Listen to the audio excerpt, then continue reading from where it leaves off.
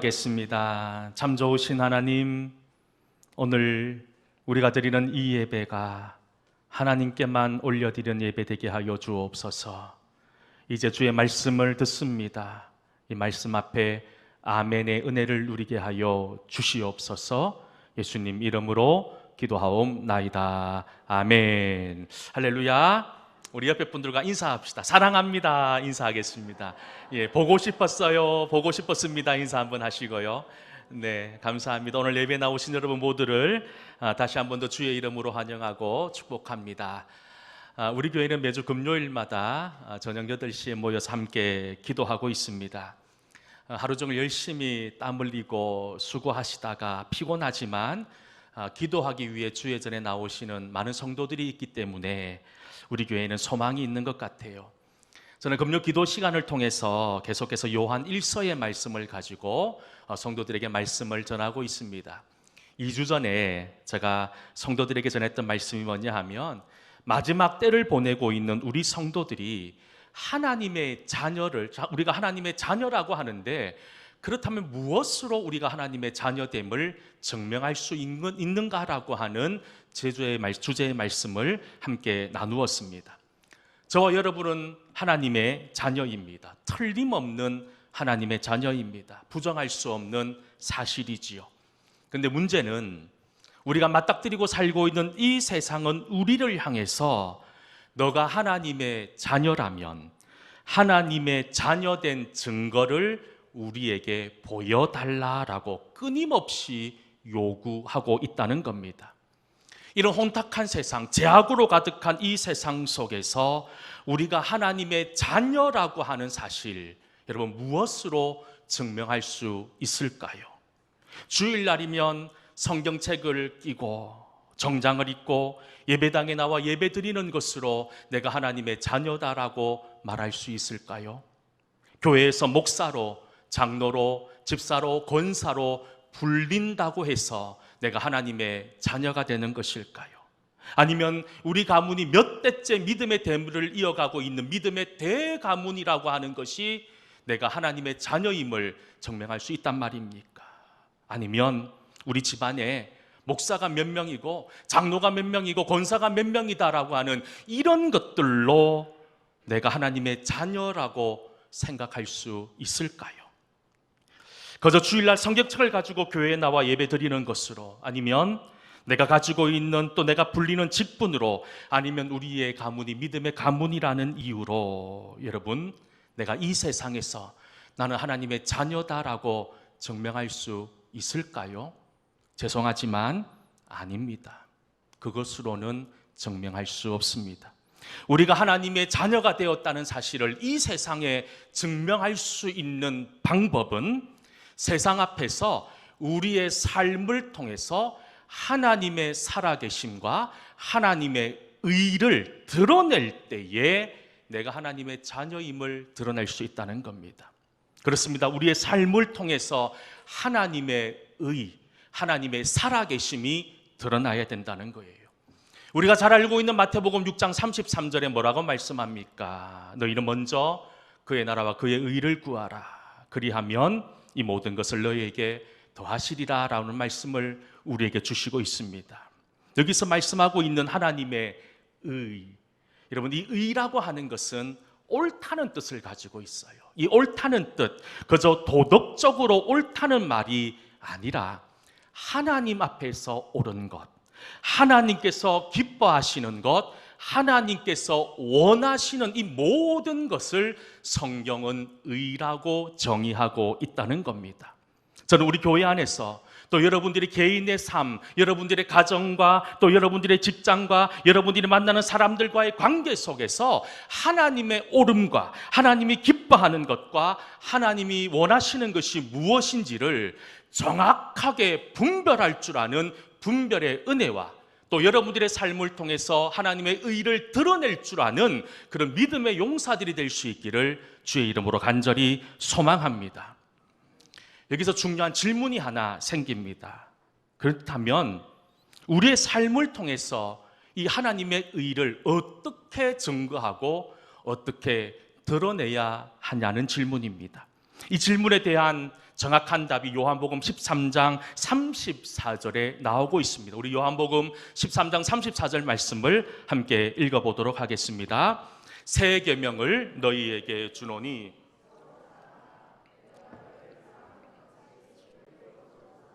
아멘. 우리가 잘 아는 말씀이지요. 새 계명을 너희에게 주노니 서로 사랑하라.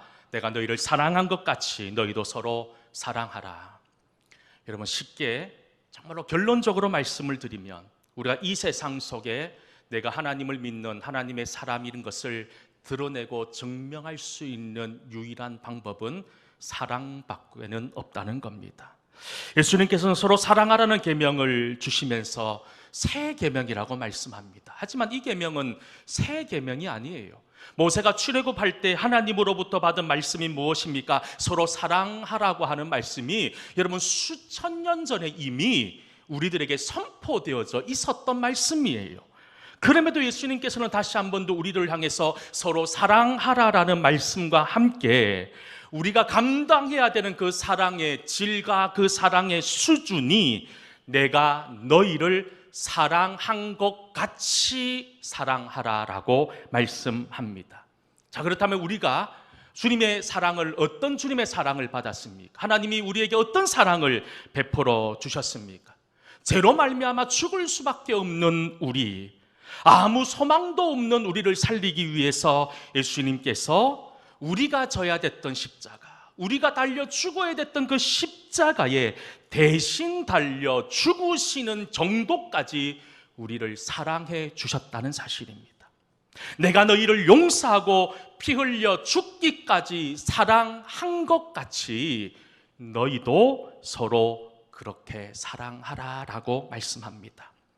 그렇다면 지금 여러분들의 사랑의 수준은 어느 정도입니까? 비록 조금 부족하지만 죽기까지 사랑하신 그 주님의 사랑을 담기 위해 우리는 최소한 몸부림칠 수 있어야 되는 거예요. 저는 우리 성도들이 정말로 죽기까지 사랑하신 그 주님의 사랑을 하나하나 닮아가는 은혜가 있기를 늘 기도합니다. 그렇습니다. 우리는 하나님의 사랑을 입은 자녀이기에 우리의 삶을 통해서 그 사랑을 통해 사랑을 증거하고 하나님의 자녀된 것들을 이 세상에 드러내야 된다는 거예요. 우리가 잘 알고 있는 고린도전서 13장 1절부터 3절까지의 말씀, 뭐라고 말씀합니까? 우리 같이 한번 읽어볼까요? 내가 사람의 방언과 천사의 말을 할지라도 사랑이 없으면 내가 예언하는 능력이 있어 비밀과 모든 지식을 알고 또 산을 옮길 만한 모든 믿음이 있을지라도 사랑이 없으면 내가 아무것도 아니요 내가 내게 있는 모든 것으로 구제하고 또 내 몸을 불사르게 내줄지라도 사랑이 없으면 내게 아무 유익이 없느니라. 아멘. 이 고린도전서 13장 사랑장, 지금 1절부터 3절까지 나오는 각각의 단어들을 한번 보십시오. 방언과 천사의 말과 같은 세련된 언어와 그리고 예언하는 능력과 모든 비밀과 모든 지식을 아는 것, 그리고 산을 옮길 만한 믿음이 있고 구제하고 내 몸을 불사르게 내어주는 헌신의 삶을 우리에게 너무너무 소중한 이유들이고 주제들입니다. 여러분, 이것들을 받기 위해, 이런 복을 누리기 위해 우리는 기도하기도 한다는 겁니다. 하지만 고린도전서에서 말씀하고 있는 말씀은 어떻게 보면 사랑이 빠져있는 우리의 허황된 욕망에 대한 경고이기도 하다는 겁니다. 우리는 사랑이 없어도 얼마든지 방언할 수도 있어요. 사랑이 없어도 예언할 수도 있고, 사랑이 없어도 예배드릴 수 있고, 봉사할 수도 있고, 내 몸을 불사르게 순교할 수도 있다는 거예요. 하지만 여러분, 우리가 하고 있는 이 모든 일의 동기가 무엇인지를 우리는 잘 살펴볼 수 있어야 되는 거예요. 내가 지금 하고 있는 이 세상의 모든 일들이 내 욕심과 내 만족과 내 유익과 내 행복에 관심이 있고 초점이 맞춰져 있다면 우리 스스로 돌아서야 된다는 겁니다. 예전부터 알고 있었던 베트남에서 선교했던 선교사님이 한 분 계십니다. 예전에 이 선교사님에게 베트남 정부에서 외국인에게 주는 최고의 상을 주겠다라고 하는 그런 연락이 왔다는 거예요. 근데 그 선교사님 말씀이 내가 한 게 없다는 거예요. 다른 사람들에 비해서 내가 크게 뭐 사업을 크게 한 것도 아니고 선교에 관련된 그런 일들도 크게 한 것도 없는데 내가 부끄러워서라도 이 상을 받을 수 없다라고 그렇게 극구 사양했다고 합니다. 그러자 베트남 정부에서 그 선교사님에게 그 담당 공무원을 보내어서 설득했다고 합니다.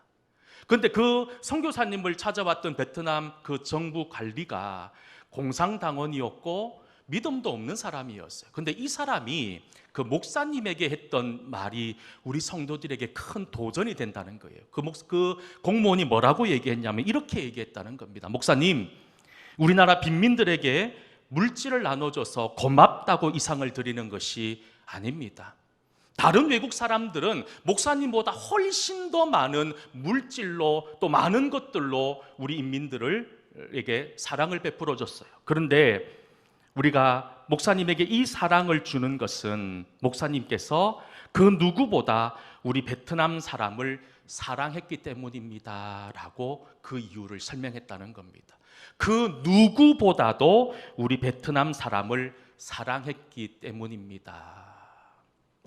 여러분, 비록 내가 가진 것이 없고 능력이 없고 산을 옮길 만한 큰 믿음이 없다 하더라도 상관없어요.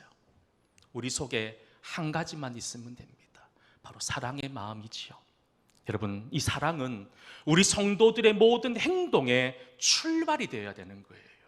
사랑은 우리 성도들의 모든 행동의 힘이 되어야 된다는 거예요. 이처럼 하나님을 향한 사랑과 이웃을 향한 사랑이 우리의 삶을 통해 증거되어질 때에 요한복음 13장 35절에 뭐라고 말씀하고 있느냐 같이 한번 읽어볼까요? 너희가 서로 사랑하면 아멘. 여러분, 이 말씀 기억하셔야 돼요. 이 세상이 저와 여러분이 하나님을 믿는 제자라고 아는 그 순간은 언제냐? 우리가 사랑하며 살 때 이 세상은 알게 된다는 겁니다. 이 짧은 한 절의 말씀 우리에게 큰 도전과 울림을 주지 않습니까? 우리가 서로 사랑할 때 우리가 굳이 나는 예수 믿는 사람이다, 나는 주님의 제자다라고 말하지 않는다 하더라도 세상은 알아본다는 거예요. 아, 저 사람은 예수쟁이다, 예수 믿는 사람이다, 알아본다는 거예요. 근데 반대로 우리가 끊임없이 서로 다투고 원망하고 헐뜯고 용서하지 못한 채 살아간다면 이 세상은 우리를 향해서 뭐라고 말하겠습니까? 아니, 너희는 그렇게 매일 교회 나가서 예배 드리고 그렇게 교회에서 시간을 보내면서도 예수님의 제자라고 하면서도 왜 그렇게 사느냐라고 이 세상은 여러분들에게 물어볼 거예요. 그런데 여러분, 이 질문은 세상의 질문이 아니라 우리 주님이 여러분들에게 던지는 질문입니다. 우리는 스스로 주님의 제자라고 이야기합니다. 우리는 주님의 자녀라고 이야기합니다. 그런데 하나님께서 뭐라고 얘기하냐면, 아니, 너희는 내 제자라고 하면서 내 자녀라고 하면서 어떻게 그렇게 살 수 있느냐라고 주님께서 여러분들에게 지금 대묻고 계시다는 겁니다. 성경은 끊임없이 우리를 향해서 서로 사랑하라고 이야기합니다. 그 이유는 그만큼 사랑이 중요하기 때문이기도 하지만 그만큼 사랑하며 살기 힘들기 때문이기도 하다는 겁니다. 마귀는 늘 우리의 눈과 귀를 막아버립니다. 그래서 하나님의 말씀이 보이지 않습니다. 이웃의 신음소리가 들리지 않습니다. 그저 나밖에 보이지 않는다는 거예요. 우리가 기도합니다. 그런데 기도 제목을 한번 잘 살펴보십시오. 온통 나에게만 집중되어져 있지 않습니까? 여러분, 이렇게 마귀는 늘 모든 것을 내 중심으로 돌아가게끔 만듭니다. 교회도 내가 원하는 대로 돌아가야 됩니다. 교회도 주변 사람들도 다 나의 만족과 나의 유익을 위한 도구에 불과하다는 겁니다. 여러분, 이런 연약함들, 이런 죄악된 길에서 벗어날 수 있는 길이 무엇일까요? 사랑이라는 거예요. 사실 이 사랑이라고 하는 것은 우리 기독교에서만 말하는 게 아니에요. 불교에서도 사랑을 이야기합니다. 이슬람교에서도 말합니다. 수많은 철학에서도 사랑을 이야기합니다. 그런데 우리 기독교에서 이야기하는 사랑과 불교나 다른 종교 철학에서 이야기하는 사랑의 근본적인 차이가 여러분 뭔 줄 아십니까? 여러분, 타종교, 철학이나 타종교에서 말하는 사랑은 구원의 필수 조건이에요. 신을 사랑해야지만 구원받는다고 이야기합니다. 세상을 사랑해야지 구원받는다고 이야기합니다. 사랑하며 살아야지 극락을 간다고 이야기합니다. 하지만 여러분, 우리 기독교에서 말하는 사랑을 이야기하기 전에 하나님의 성품을 이야기합니다. 하나님께서 우리에게 베풀어 주신 은혜를 이야기한다는 거예요. 다시 말해, 우리 기독교의 사랑은 구원받기 위해 해야 되는 행동이 아니라 우리가 이미 구원받은 사람이기에 당연히 해야 되는 것이 사랑이라는 거예요. 이런 근본적인 차이가 있다는 거예요. 그래서 오늘 본문 요한일서 3장 16절 말씀은 이렇게 우리에게 말씀하고 있는 것 같아요. 우리 3장 16절 말씀을 함께 읽어보도록 하겠습니다. 그가 우리를 위하여 목숨을 버리셨으니.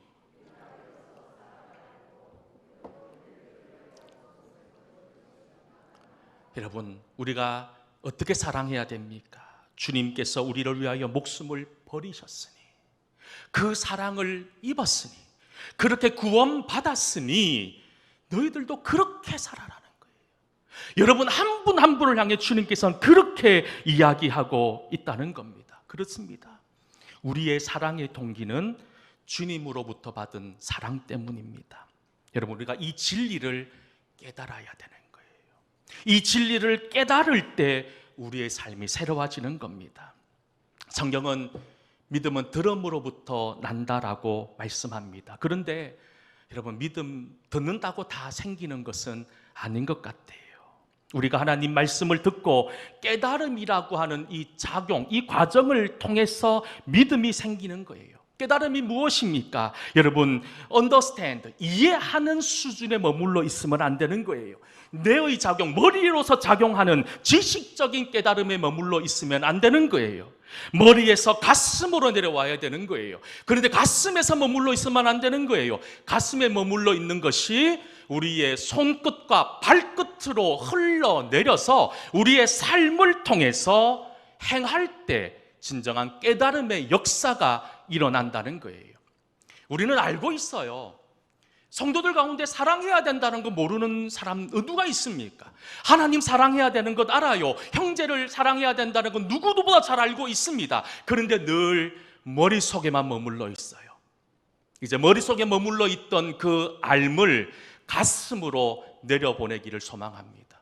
그리고 그 가슴으로 내려진 그 알미 이제 여러분들의 손끝과 발끝으로 흘러내릴 수 있기를 축복합니다. 그래서 여러분들의 삶을 통해서 하나님의 사랑을 온전히 전할 수 있기를 축복합니다. 자, 그렇다면 우리가 구체적으로 그러면 어떻게 사랑해야 된단 말입니까? 오늘 본문 17절, 18절은 이렇게 우리에게 말씀하고 있어요. 우리 17절, 18절 말씀 함께 읽어보겠습니다. 누가 이 세상의 재물을 가지고 하나님의 사랑이 어찌 그 속에 거하겠느냐? 자녀들아, 우리가 말과 혀로만 사랑하지 말고 행함과 진실함으로 하자. 아멘. 아마 교회를 다니시면서 다들 훈장들을 하나씩 가지고 계십니다. 어떤 훈장들이라면 시험이라고는 훈장들을 가지고 계세요. 누구나 다 믿음 생활하다 보면 시험에 들지요. 목사도 시험에 들 때가 있습니다. 시험에 드는 이유는 다양합니다. 수많은 이유들이 있지요. 한데 제가 이렇게 긴 시간은 목회는 해보지 않았지만 지금까지 목회하면서 알게 되는 것이 뭐냐 하면 우리가 시험에 드는 거의 대부분의 이유는 사람 때문이라는 겁니다. 나와 함께 오랫동안 믿음 생활하고 함께 교회를 다니고 함께 봉사하고 같은 선교회에서 수십 년 동안 함께 활동하고 같은 공간 안에서 먹고 지냈던 우리 성도들 때문에 시험에 들어 교회를 떠나는 분들이 너무너무 많았다는 겁니다. 근데 여러분 어떻습니까? 우리가 이렇게 사람 때문에 시험 든 사람을 향해서 그렇게 이야기합니다. 저 스스로에게도 이렇게 답하기도 하죠. 교회는 사람 보고 다니는 곳이 아니라 하나님 보고 다니는 곳이다. 맞습니다. 저도 사람 때문에 실족한 분을 찾아 신방할 때 하나님만 보고 교회 다니십시오. 믿음은 그것입니다라고 말씀드렸습니다. 여러분, 이 말씀 정답입니다. 우리가 믿음 생활하는 것 하나님 보면서 하는 게 맞지요. 근데 여러분, 사실 저는 언제나 그 말을 하면서 늘 마음속으로 부끄러웠습니다. 무책임하다는 생각이 들었습니다. 교회는 하나님 보고 다니는 곳이 맞습니다. 근데 여러분, 저와 여러분은 어떤 사람입니까? 여러분, 이 말씀에 오해하지 않고 듣기를 소망합니다. 우리는 예수님의 피값으로 산 작은 예수의 삶을 살아야 되는 사람입니다. 그런데 언제까지 서로에게 상처 주고 서로에게 용서하지 못하고 미워하고 원수처럼 지내고 말과 혀로만 사랑한다고 말하며 살겠습니까? 그 결과로 나를 통해서 실족되고 나를 통해 시험 들어 교회를 떠나간 사람들을 향해서 교회는 사람 보고 다니는 게 아니라 교회는 하나님 보고 다닌다는 그런 무책임하고, 여러분, 그런 말을 할 수 있는 것 얼마나 큰 죄인의 모습입니까? 우리는 하나님의 자녀예요. 고린도전서 2장 14절 말씀에 이렇게 얘기합니다. 누가 주의 마음을 알아 주를 가르치겠느냐? 그러나 우리가 그리스도의 마음을 가졌으니. 우리는 예수의 마음을 가진 사람들이에요. 예수의 마음을 가진 사람들이라는 얘기입니다. 저와 여러분은 예수님의 십자가의 사랑을 입은 사람이에요. 예수님을 닮은 작은 예수로 살아가야 되는 사람입니다. 초대교회 성도들, 말할 수 없는 핍박과 어려움 속에 있었어요. 그런데 그 초대교회가 사람들로 차고 넘쳤어요. 왜냐하면 그들은 말과 혀로만 사랑하지 않았다는 거예요. 행함과 진실함으로 사랑했기 때문에, 예수의 마음으로 살았기 때문에 교회로 모여들었던 거예요. 저는 우리 교회가, 우리 동성교회가 사람 보고 믿음 생활하는 사람들이 많아지기를 축복합니다. 왜 그렇습니까? 우리는 예수의 삶을 살아야 되기 때문입니다. 나는 저 장로님 때문에 믿음 생활합니다. 저 장로님이 믿는 예수님을 내가 사랑하고 싶어요. 저 권사님, 저 집사님 때문에 내가 교회를 다닙니다. 여러분, 이 정도의 이야기를 들을 수 있는 성도는 되어야 되지 않겠냔 말입니다. 언제까지 서로에게 상처 주고 서로에게 원수처럼 지내다가 떠나버리는 사람들을 그냥 그렇게 방관자처럼 쳐다보고만 있으시겠습니까? 여러분, 다시 한 번 더 기억할 수 있기를 소망합니다. 나 때문에 교회에 나오는 역사들이 일어나기를 소망합니다. 스스로에게 결단할 수 있기를 소망합니다.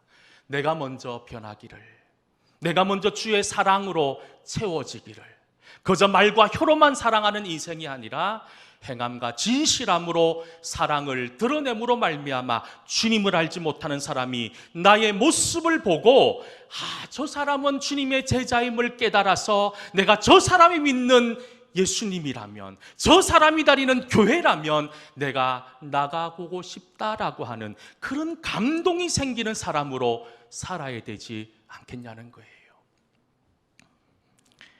한국 컨벤션의 서정인 목사님이 지은 고맙다라고 하는 제목의 책에 나오는 한 도막의 이야기를 여러분들에게 전해드리면서 말씀을 마치려고 합니다. 이 목사님께서 예전에 백혈병에 걸린 여자아이에게 골수 이식 수술을 하셨던 적이 있답니다. 예전에 그 목사님이 골수 이식 수술을 할 때만 해도 최소한 일주일 이상 병원에 입원해서 전신 마취를 하고 큰 주사기로 골수를 빼내야 됐다는 겁니다.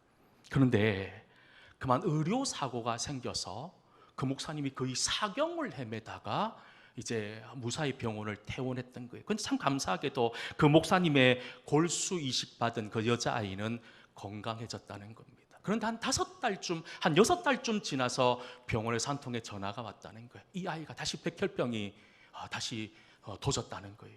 근데 알고 보니까 한 사람한테 이 골수를 이식받았으면 그 사람한테 또 골수를 이식받아야 된다는 거예요. 그 병원에서 하는 말이, 목사님, 이 아이에게 다시 한 번 더 골수를 이식해 줄 수 있느냐는 부탁이었습니다. 고민이 되었어요. 그런데 그 병원에서 하는 말이 이 아이는 골수 이식을 받아도 생존할 확률이 1%밖에 되지 않는다는 이야기를 들었던 거예요. 그런데 목사님이 고민이 되는 거예요. 골수 이식하다가 사경을 헤맸던 기억도 있고, 내가 그렇게 위험 부담을 가지고 골수 이식을 한다 해도 이 아이가 살아날 수 있는 가능성이 1%밖에 되지 않는다는 이야기 때문에 하지 않기로 결정을 했다는 겁니다. 그런데 마음에 늘 부담이 되는 거예요. 그래서 만나는 사람들마다 지금 일어나고 있는 이 상황들에 대해서 이야기하니 주변에 있는 모든 사람들이 그렇게 이야기하는 겁니다. 목사님 잘하셨어요. 목사님 현명한 선택입니다 라고 그런 답이 돌아오더라는 겁니다. 그런데 그렇게 시간이 좀 지나서 그 목사님이 에콰도르라고 하는 곳으로 비전 트립을 가게 됐다는 겁니다. 그리고 그곳에 있었던 선교사로 계신 장로님에게 지금까지 있었던 이야기를 드리고, 목사님은 나름대로 어떤 답을 기대했냐면 목사님 잘하셨어요 라는 답을 기대했지만 그 선교사님의 입술을 통해 들려오는 말이 뭐냐 하면 목사님 하셔야지요 라는 답이 들려왔다는 겁니다. 그러면서 그 선교사님이 하시는 말씀이 뭐냐 하면 목사님 제 큰아이도 이 백혈병 때문에 오래전에 죽었다는 거예요. 지금 그 아이의 부모의 마음은 헤아릴 수 없을 만큼 힘들 겁니다. 만약 목사님께서 그 아이에게 골수를 이식해 준다면 그 아이가 살고 죽는 것을 떠나서 최소한 그 아이와 부모에게 하나님의 사랑을 전할 수 있지 않을까요? 라는 그 이야기를 하시더라는 거예요. 머리를 망치로 크게 한 대 맞은 것 같아요.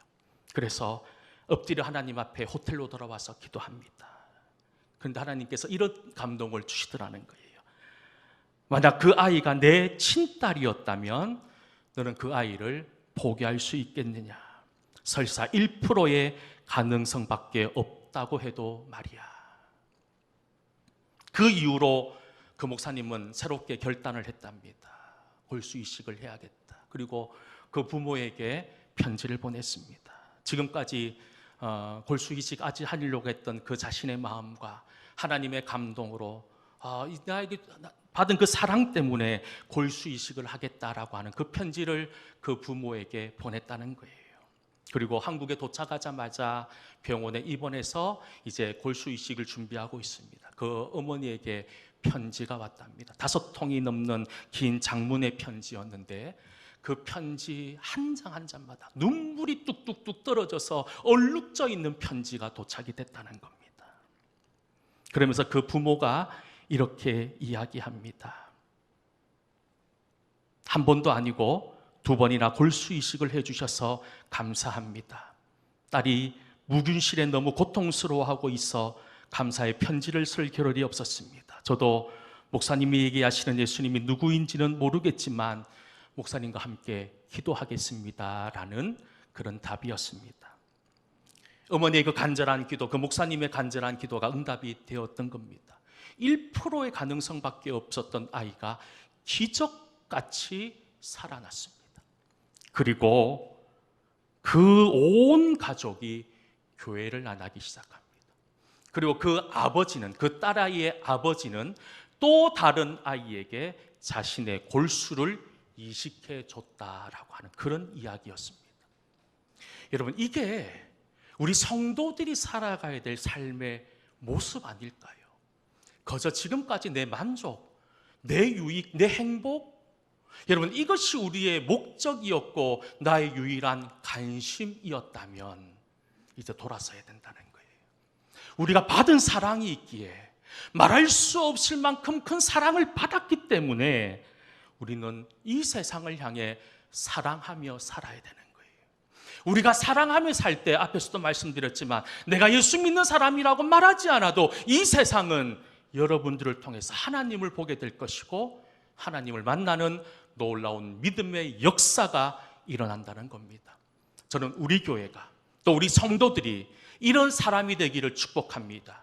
그래서 앞에서도 말씀드렸지만 그런 믿음을 가진 여러분들을 통해서 우리 교회가 더욱더 부흥하고 믿는 사람들이 더 늘어날 수 있는 은혜가 있기를 주의 이름으로 간절히 축원합니다. 기도하겠습니다. 은혜로우신 아버지 하나님, 말과 혀로만 사랑하는 인생이 아니라 행함과 진실함으로 사랑해 하나님의 제자임을 이 세상 가운데 증거할 수 있는 믿음의 사람들 다 될 수 있도록 하나님 함께하여 주시옵소서. 예수님 이름으로 기도하옵나이다. 아멘.